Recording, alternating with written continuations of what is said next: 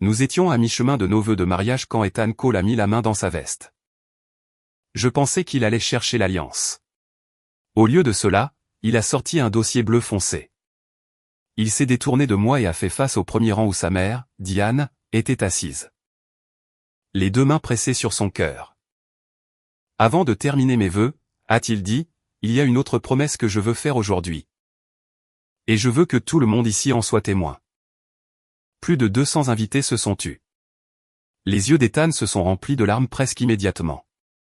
Mon père est parti quand j'étais jeune. Ma mère m'a élevé seule. Elle cumulait 2 emplois. Elle a vidé la majeure partie de son compte de retraite pour que je puisse rester en faculté de droit. Tout ce que j'ai a commencé par ce qu'elle a sacrifié pour moi. Diane a couvert sa bouche. Quelqu'un près du premier rang essuyait déjà des larmes. Ethan la regarda droit dans les yeux. Alors, j'ai mis à jour mon plan de succession cette semaine.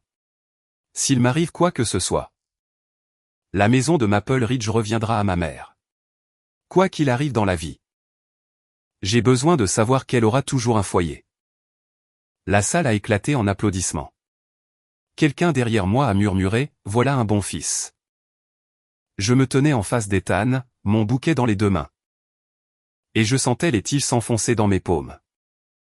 La maison de Maple Ridge valait environ 1,2 million de dollars. Chaque dollar utilisé pour l'acheter provenait de l'héritage que mes parents m'avaient laissé après leur mort. Et Ethan n'avait pas dit notre maison. Il en avait parlé comme si elle était sienne uniquement, sa succession, son plan. Pendant environ 2 secondes, je n'étais même pas en colère. J'étais confuse. Puis une question a chassé tout le reste de ma tête. Pourquoi Ethan croyait-il avoir le droit légal de décider de ce qu'il advenait de la maison entière? 3 ans plus tôt, mes parents étaient morts dans un accident de voiture. Pendant des mois après, je pouvais à peine terminer une liste de courses. Et encore moins gérer les réclamations d'assurance, les documents de succession, les virements bancaires, les formulaires fiscaux et une clôture immobilière. Ethan était avocat d'affaires, fusion et acquisition, contrat, structure d'entité. Le genre de personne qui pouvait lire 40 pages de jargon juridique sans avoir mal à la tête. Il a pris en charge tout ce que je ne pouvais pas gérer. Il s'est assis à côté de moi à l'hôpital avant qu'il ne débranche le respirateur de ma mère. Il m'a aidé à vider le bureau de mon père. Il a répondu aux appels des compagnies d'assurance quand je ne pouvais pas arrêter de pleurer assez longtemps pour parler. Et quand j'ai décidé d'utiliser une partie de mon héritage pour acheter une maison. Il s'est aussi occupé de la majeure partie de cela. Il m'a dit qu'il serait plus judicieux qu'une SARL détienne le titre de propriété. Protection des actifs, a-t-il dit. Cela semble plus compliqué que ça ne l'est. Nous posséderons chacun 50% de la société. La société possède la maison. Nous possédons la société. Même résultat. Structure plus propre. Je me souviens lui avoir demandé 2 fois si cela signifiait que la maison nous appartiendrait. Toujours à tous les 2. Il a souri et m'a embrassé le front. Claire, je suis ton fiancé. Je ne suis pas l'avocat de la partie adverse. Je lui ai fait confiance parce que pendant la pire année de ma vie, sa phrase préférée avait été « Donne-le-moi. Tu en as assez porté. Maintenant. » Je le regardais serrer sa mère dans ses bras pendant que nos invités applaudissaient sa générosité. Et pour la première fois, je me suis demandé exactement ce que je lui avais donné. L'officiant a souri, essayant clairement de nous ramener à la cérémonie. Et maintenant, les alliances. Je n'ai pas bougé. Je suis désolé, ai-je dit, je dois refaire mon maquillage. Ethan a cligné des yeux. Maintenant? 5 minutes. J'ai rassemblé la jupe de ma robe et j'ai quitté l'estrade avant qu'il ne puisse argumenter. Dans la suite nuptiale. J'ai verrouillé la porte et appelé un numéro que je n'avais pas utilisé depuis presque 2 ans. Margaret Hay avait été l'avocate de succession de mon père pendant plus d'1 décennie. Elle a répondu à la 3e sonnerie. « Claire, n'es-tu pas censée te marier aujourd'hui ?» Je me suis regardé dans le miroir. Mon maquillage était parfait. « Margaret ? J'ai besoin que tu vérifies quelque chose. La maison de Maple Ridge. J'ai besoin de savoir exactement qui en est le propriétaire. Elle est restée silencieuse. Pourquoi me demandes-tu ça maintenant?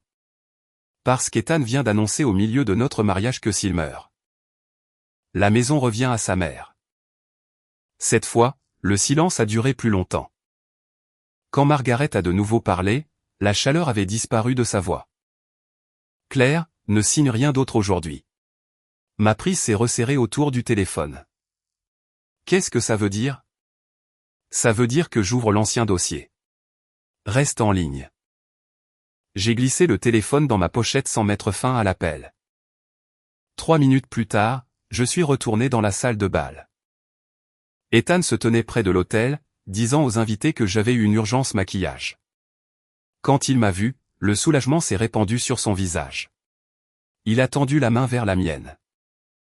Je suis passé devant lui et j'ai pris le microphone de l'officiant. Merci à tous d'être venus. La salle s'est calmée. Nous retournerons tous les cadeaux et chèques après aujourd'hui. Le dîner sera toujours servi et le bar est déjà payé. S'il vous plaît. Restez et amusez-vous si vous le souhaitez. Le sourire d'Ethan a disparu. Je l'ai regardé une fois, puis j'ai dit, mais le mariage est terminé. Pendant 3 bonnes secondes, personne n'a fait de bruit.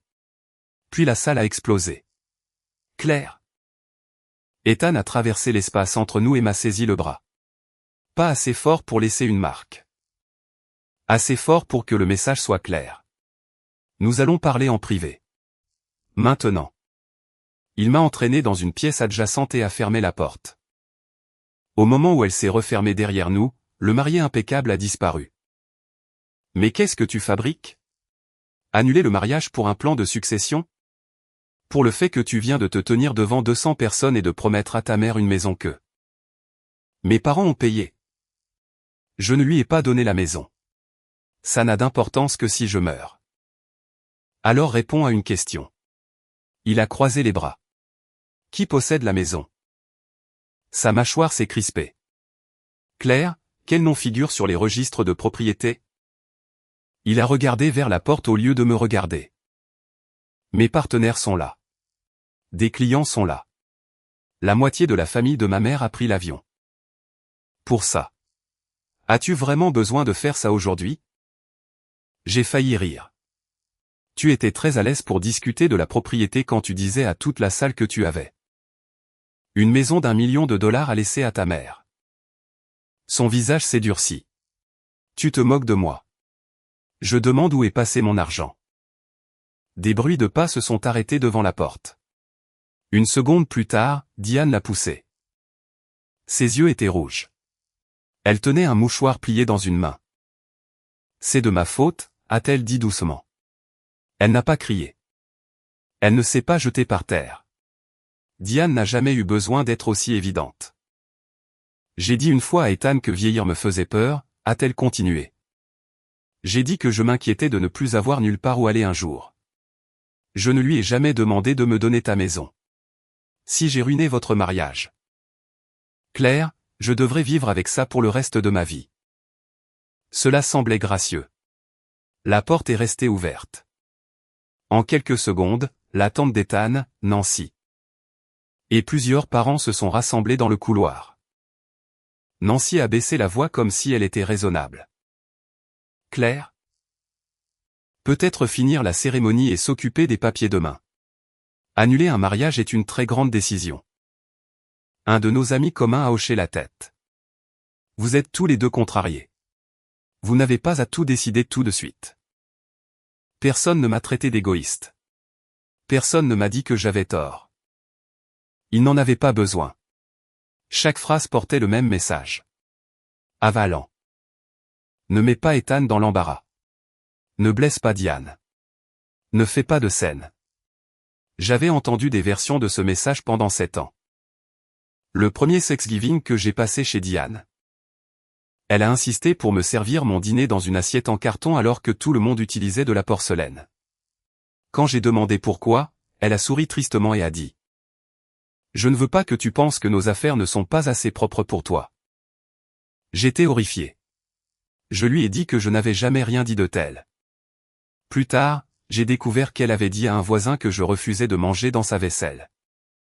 Quand j'ai confronté Ethan, il a soupiré. Elle a été méprisée toute sa vie. Elle devient peu sûre d'elle. N'en fais pas toute une histoire. Après cela, il y a eu la chambre d'amis permanente qu'elle voulait que nous gardions pour elle. Puis les commentaires sur la façon dont les fils devraient prendre soin de leur mère à la retraite. Chaque fois que j'hésitais, Ethan disait la même chose. Elle n'a que moi. Et je n'avais plus mes parents. Alors, j'ai continué à reculer. Debout dans cette pièce adjacente. Je me suis finalement demandé si tous ces petits moments leur avaient appris exactement jusqu'où je pouvais être poussé. J'ai regardé Diane. Savez-vous d'où venait l'argent pour Maple Ridge? Elle a froncé les sourcils.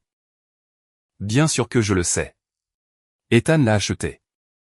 Vous en êtes sûr? Pour la première fois, elle semblait presque offensée. Ethan gagne très bien sa vie. Il peut se permettre sa propre maison. Ethan est intervenu brusquement. Maman, arrête. Trop tard. Je me suis tourné vers lui. Très bien sa vie. L'expression de Diane a changé. Ethan n'a pas répondu. Au lieu de cela, il a sorti son téléphone. Tu veux savoir qui possède la maison? Très bien. Il a ouvert un document et a tenu l'écran vers moi. Cole Residential Holdings LLC. Membre unique, Ethan Cole. Il a balayé vers la page suivante. L'état de clôture listait la même société comme acheteur. Puis il a ouvert une confirmation de virement. Montant, 1,2 cents,000 $. Expéditeur, Ethan Cole. Voilà, a-t-il dit. La société de titre, la banque. L'avocat de la clôture.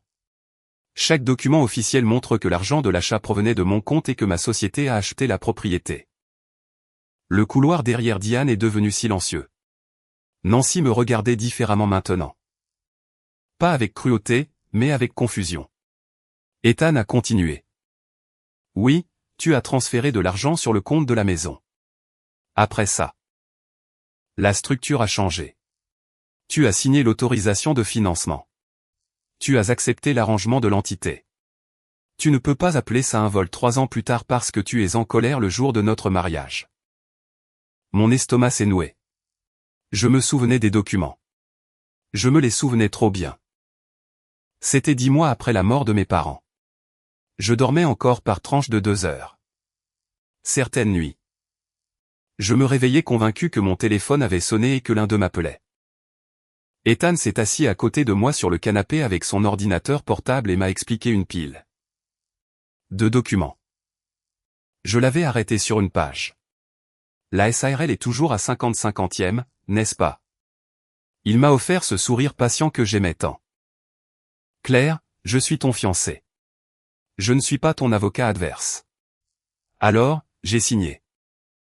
Maintenant, Ethan regardait la couleur quitter mon visage et a adouci sa voix. C'est pourquoi je ne voulais pas faire ça devant tout le monde.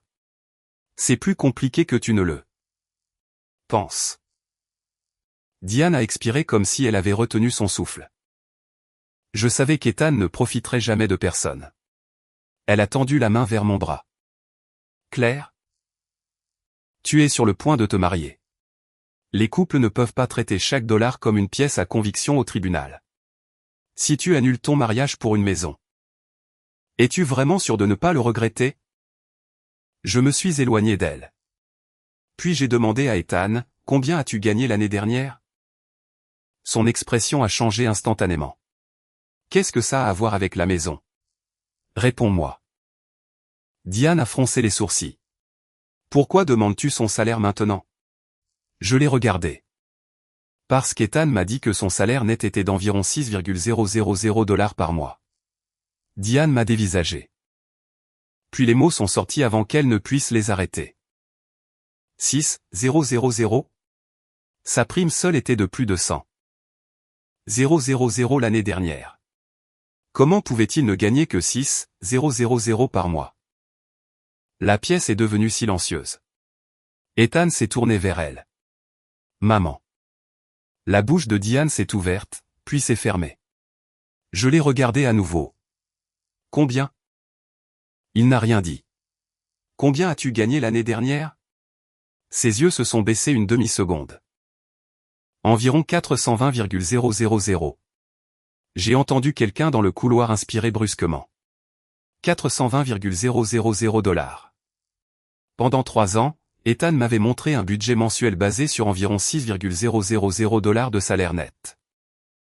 Chaque mois, il transférait 500 $ sur notre compte commun et plaisantait en disant qu'il ne gardait que 500 $ pour lui. Je trouvais ça romantique. Je pensais qu'il donnait tout ce qu'il avait pour notre avenir.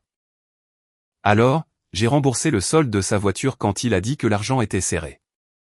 Quand Diane a eu besoin de réparations majeures sur sa maison, j'ai couvert 40,000 $ parce qu'Ethan m'a dit qu'il ne pouvait pas l'aider sans s'endetter. Un été.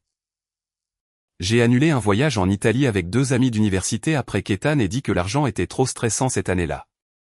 Il m'a serré dans ses bras cette nuit-là et a dit, « Quand les choses iront mieux, je me rattraperai. » Apparemment, les choses avaient été faciles pour lui tout ce temps. J'ai sorti mon téléphone de ma pochette. Le minuteur d'appel tournait toujours, 34 minutes et 11 secondes. J'ai appuyé sur le bouton du haut-parleur. « Margaret, as-tu entendu tout ça? » Pour la première fois de la journée, Ethan semblait véritablement effrayé. La voix de Margaret est passée, calme et claire. Je l'ai entendu. Ethan a fixé le téléphone. Cela n'a rien à voir avec vous. En fait, si, a dit Margaret. Les 1,2 million de $ originaux pour Maple Ridge provenaient d'un compte d'héritage séparé. Financé par le trust de la famille Bennett. Je viens de consulter le registre de distribution. Ethan a eu un rire sans joie. La source des fonds n'est pas le titre de propriété. Claire a signé l'autorisation. Je sais, a dit Margaret. C'est pourquoi je ne dis à personne dans cette pièce que la propriété appartient légalement à Claire aujourd'hui. Une partie de la tension a quitté les épaules d'Ethan. Margaret a continué, ce que je dis, c'est que j'ai trouvé le projet original de l'accord d'exploitation pour Cole Residential Holdings. Il liste 2 membres. Claire Bennett, 50%. Ethan Cole, 50%. Ethan s'est figé. Moi aussi. J'ai aussi trouvé un courriel de l'avocat de la clôture à Ethan demandant si Claire avait confirmé qu'elle renonçait à sa participation dans la SARL.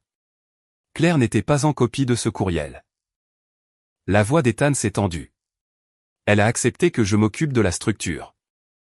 Alors vous devriez avoir quelque chose qui montre qu'elle a accepté en connaissance de cause la structure de propriété finale. A dit Margaret. Si vous l'avez, produisez-le. D'ici là. Je vous suggère d'arrêter de dire aux gens que c'est une mariée instable qui essaie de prendre votre maison. Personne dans le couloir n'a parlé. J'ai regardé Ethan. Pour la première fois, il n'était pas paniqué par le mariage. Il était paniqué parce que quelqu'un avait commencé à mettre ses explications séparées les unes à côté des autres. Claire, dit-il doucement. On peut arranger ça. Arranger quoi? Si tu veux que ta part soit rajoutée. On peut le faire. On peut refaire le plan de succession. Si tu veux un contrat de mariage maintenant. Je demanderai à quelqu'un d'en rédiger un ce soir. Je l'ai dévisagé. Jusqu'à ce moment précis, il pensait encore que le problème était la paperasse. Ethan, je n'annule pas le mariage parce que tu voulais protéger ta mère. Il a froncé les sourcils. Je l'annule parce que j'ai découvert aujourd'hui que je ne connais pas l'homme que j'allais épouser. J'ai retiré la bague de mon doigt et l'ai posée sur la petite table à côté de nous. Pendant 7 ans.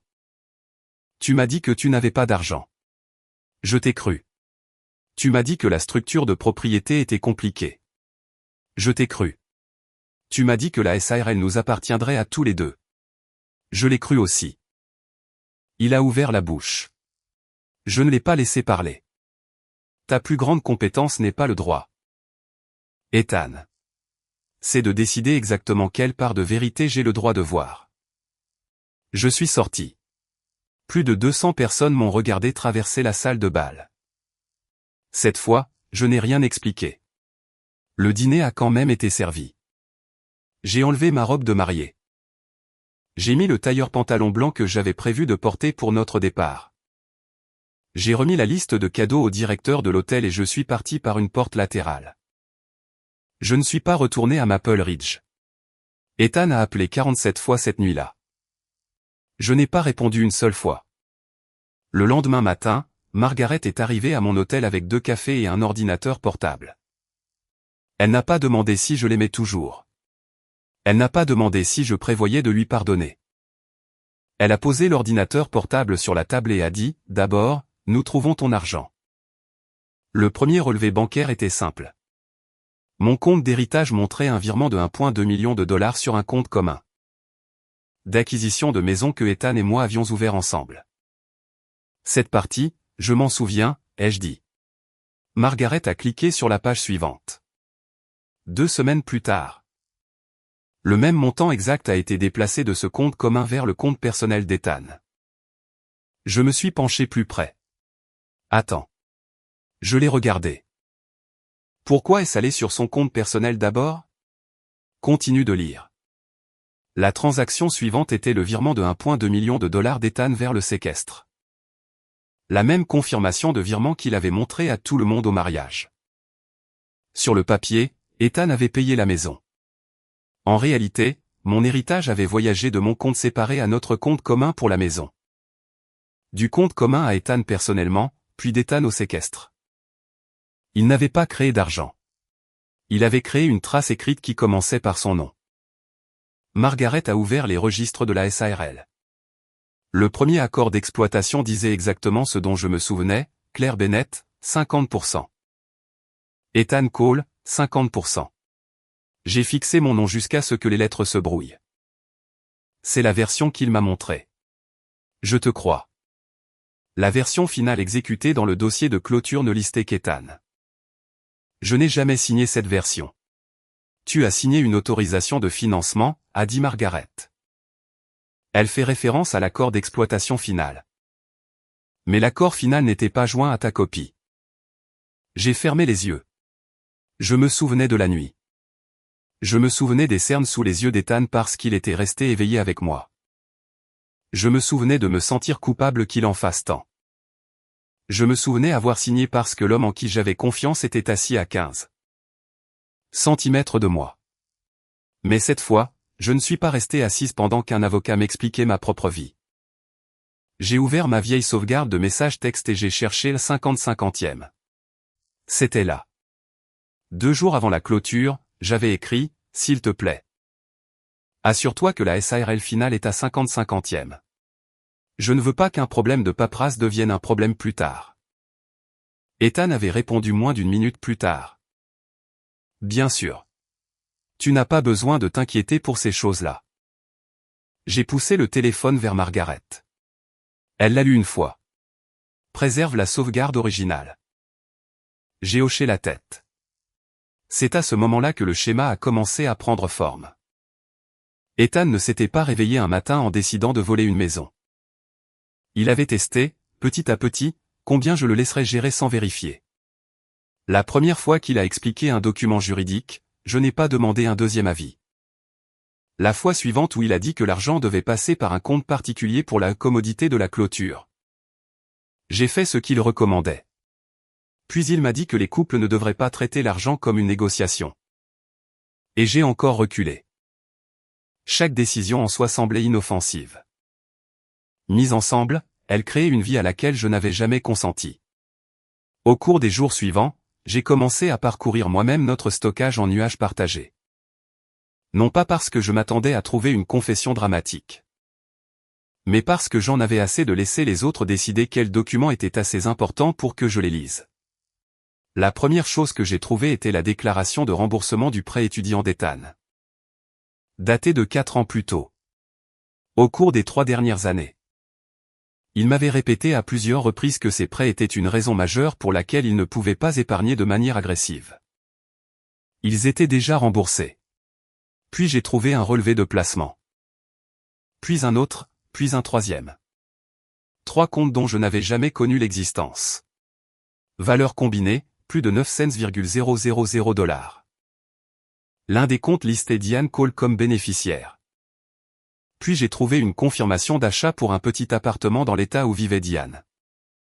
260,000 $, payé en espèces, acheté par Ethan. L'argent provenait de ses propres revenus. Cette découverte m'a plus dérouté que toute autre chose.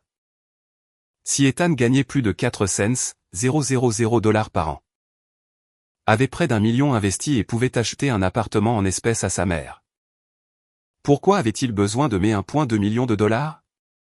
Pourquoi transformer notre maison en un actif lui appartenant exclusivement? Pourquoi me laisser croire pendant des années qu'il ramenait 6,000 $ par mois à la maison? Pourquoi me laisser payer des factures qu'il pouvait facilement se permettre?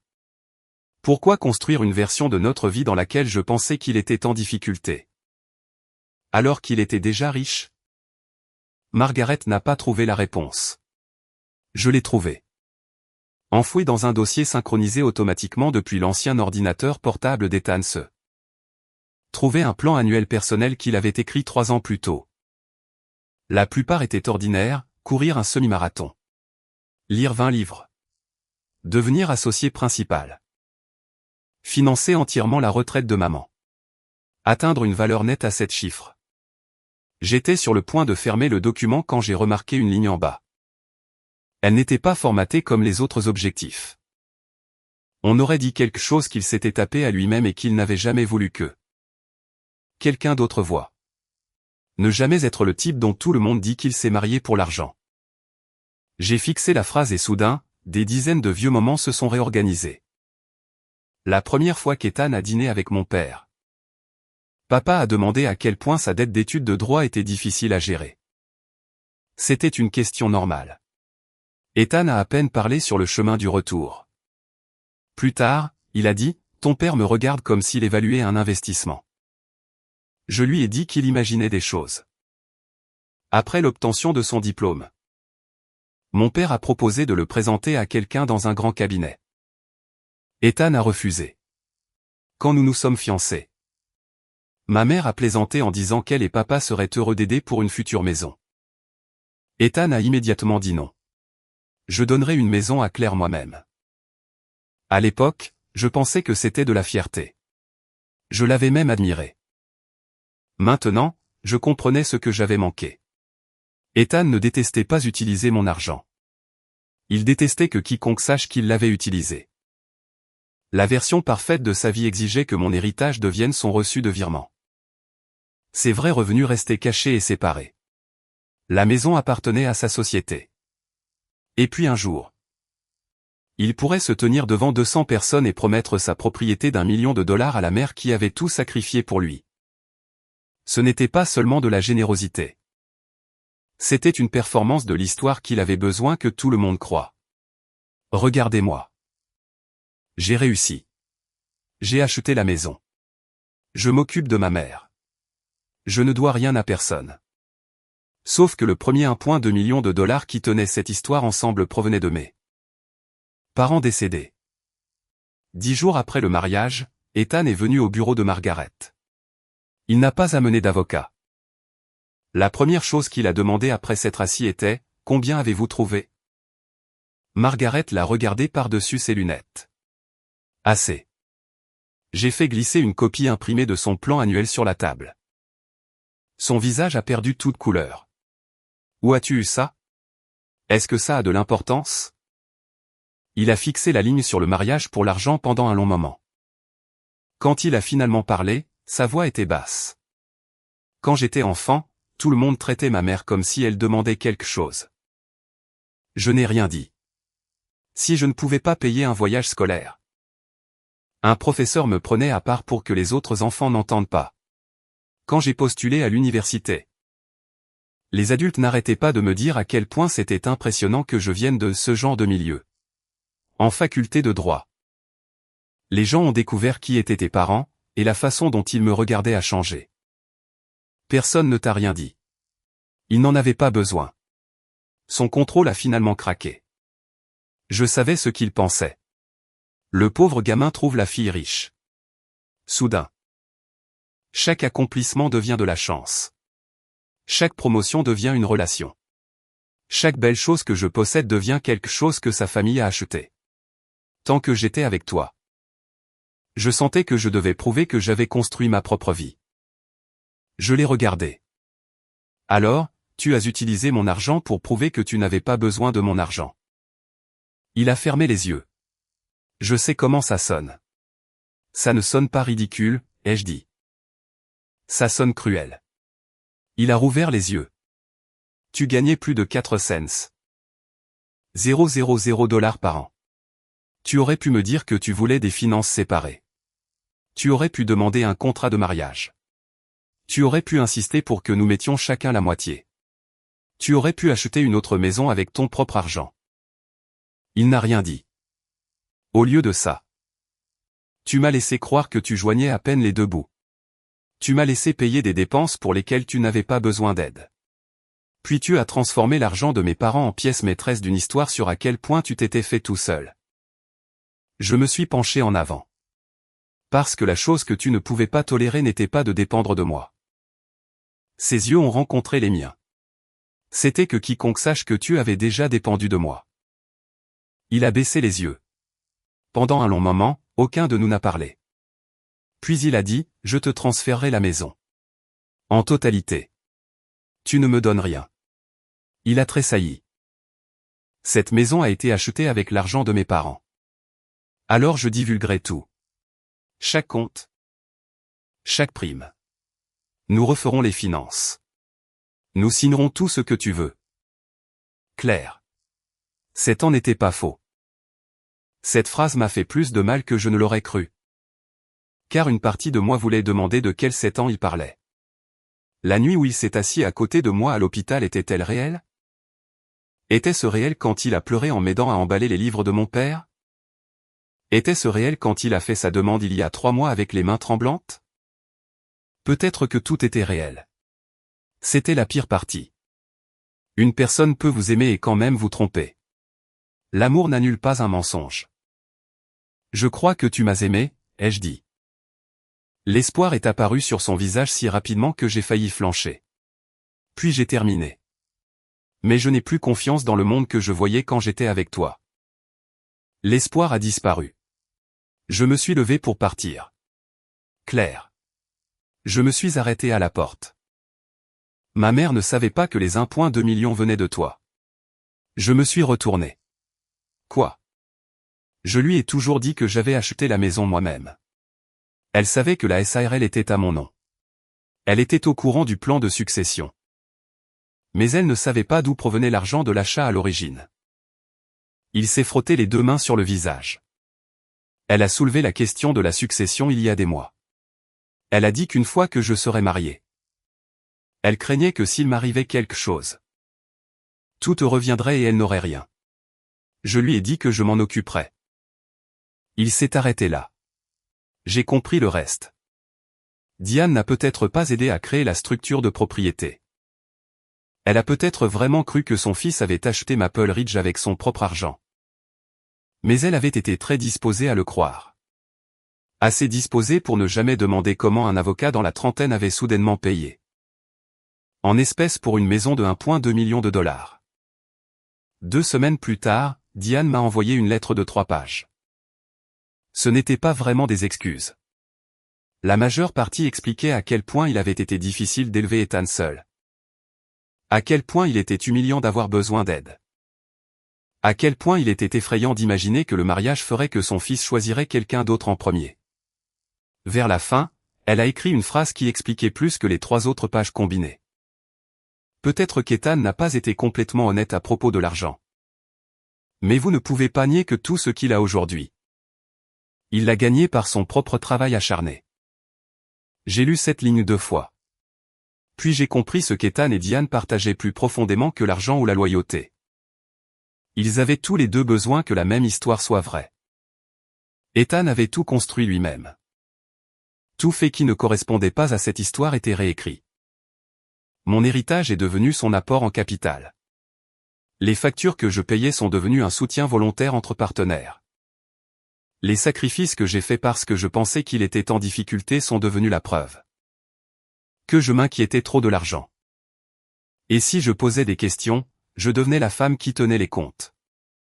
Un mois après le mariage annulé, le cabinet d'avocats d'Ethan a ouvert une enquête interne. Je ne l'ai pas dénoncé. Margaret demandait de vieux documents quand elle a découvert qu'un avocat junior du cabinet d'Ethan avait aidé à réviser l'accord d'exploitation de la SARL des années plus tôt. Cela seul n'était pas un scandale. Ce qui inquiétait le cabinet, c'était la façon dont Ethan avait utilisé le courriel et le papier à en tête du cabinet pour une transaction privée sans ouvrir un dossier personnel formel. Sans examen des conflits d'intérêts et sans préciser à l'avocat junior que les fonds d'achat provenaient principalement de mon héritage séparé. Une fois que l'avocat junior a appris qu'il y avait maintenant un litige de propriété, il est allé voir un associé lui-même. La vraie vie ne s'est pas transformée en télévision. Aucun policier n'a défilé dans le hall. Ethan n'a pas perdu sa licence d'avocat. Le lendemain matin, le cabinet l'a retiré de 2 dossiers clients majeurs pendant qu'il examinait ce qui s'était passé et lui a demandé d'expliquer pourquoi les ressources du cabinet avaient été utilisées dans une transaction privée où il avait un intérêt personnel direct. Il voulait aussi savoir pourquoi un avocat junior avait été impliqué dans des documents qui sont devenus plus tard centraux dans un litige de propriété avec la propre fiancée d'Ethan. L'enquête l'a dérangé, mais je ne pense pas que c'est ce qui l'a le plus blessé. Ce qui l'a le plus blessé, c'est une phrase qui a commencé à circuler parmi les gens du cabinet. Cette maison qu'Ethan a toujours dit avoir achetée lui-même? L'argent venait des parents de sa fiancée. C'était le fait exact qu'il avait passé des années à essayer d'effacer. Quelques mois plus tard, Ethan a démissionné du cabinet.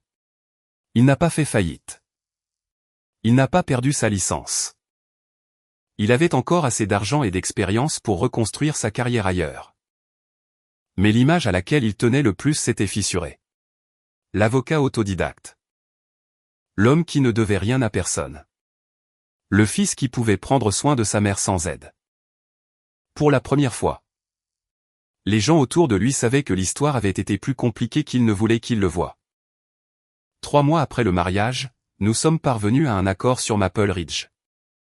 Ethan m'a transféré toute la propriété de Cole Residential Holdings et a renoncé à toute réclamation sur la maison. En retour, je n'ai pas poursuivi toutes les dépenses du ménage que j'avais payées au fil des ans. Et je n'ai pas traîné le litige devant les tribunaux publics. Margaret m'a demandé 2 fois si j'étais sûr. Tu pourrais continuer, a-t-elle dit. Il y a des arguments que nous n'avons même pas encore testés. Je sais. Alors pourquoi s'arrêter? J'ai regardé la pile de documents entre nous. Parce que je ne veux pas passer une autre année à prouver pourquoi j'ai le droit de récupérer quelque chose qui m'appartenait au départ. Le jour où le transfert a été finalisé, je suis allé à Maple Ridge seul pour la première fois depuis des mois. La maison était vide depuis le mariage. La table à manger de 12 places que nous avions achetée pour la vie conjugale était toujours dans la salle à manger, à l'étage. La chambre d'amis que Diane avait déjà revendiquée comme sienne avait toujours la couleur de peinture qu'elle avait choisie. Je suis resté dans l'embrasure de la porte pendant un long moment. Puis j'ai appelé un agent immobilier. Je veux vendre la maison. Elle a semblé surprise. Vous êtes sûr? Vous ne la possédez que depuis 3 ans. J'ai regardé par la fenêtre le jardin que Ethan et moi avions une fois débattu de remplir d'hortensia. Pas nous, ai-je dit. Je l'ai acheté. La maison s'est vendue 2 mois plus tard. Je n'ai pas acheté quelque chose de plus grand. Je n'ai pas déménagé à l'autre bout du pays. Je n'ai pas rencontré un homme parfait dans un salon d'aéroport et commencé une nouvelle romance dramatique. J'ai loué un appartement de 2 chambres faisant moins de la moitié de la taille de Maple Ridge. Chaque compte bancaire nécessitait mon identifiant. Je savais ce que coûtait chaque facture et chaque document qui nécessitait ma signature. Je le lisais de la première à la dernière page. 6 mois plus tard, Ethan a envoyé un dernier courriel. Il n'y avait qu'une seule phrase. J'ai passé toute ma vie à essayer de prouver que je n'avais besoin de personne. Et j'ai repoussé la personne qui était la plus disposée à se tenir à mes côtés. Je n'ai pas répondu. Je ne me sentais pas triomphante non plus. J'ai archivé le message et je suis retourné à mon petit déjeuner. Tout le monde au mariage pensait que j'avais annulé le mariage parce qu'Ethan voulait laisser une maison à sa mère. Ce n'était pas vraiment la raison. Le plan de succession n'a été que le premier moment où j'ai vu l'autre version de notre vie qu'il avait écrite sans moi. Dans la version d'Ethan, il s'était fait complètement tout seul. La maison était la sienne. L'argent était le sien. Les décisions étaient les siennes. Mon seul travail était de lui faire confiance. Donc, à la fin, je n'ai pas seulement récupéré une maison. J'ai récupéré le droit de décider ce qui était à moi, ce qui était vrai. Et quel genre de vie je voulais vivre ensuite. Cette histoire est entièrement fictive et destinée uniquement à des fins de divertissement et d'éducation.